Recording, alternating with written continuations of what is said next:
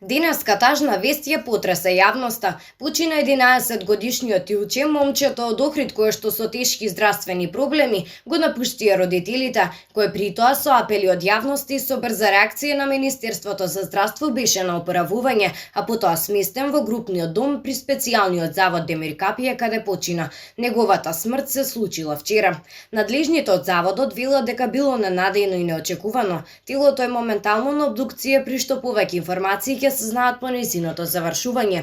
Со жалење информираме дека 11-годишниот И.В. синоќа ненадејно почина при специјалниот завод Демир Капије во село Корешница. Детето беше примено во групниот дом на 7 август оваа година. Неговата здравствена состојба изминатиот период беше стабилна, постојано под надзор на стручни лица. Смртта синоќа настапила ненадејно и по налог на јавен обвинител, телото е предадено на обдукција, се вели во соопштението на надлежното министерство.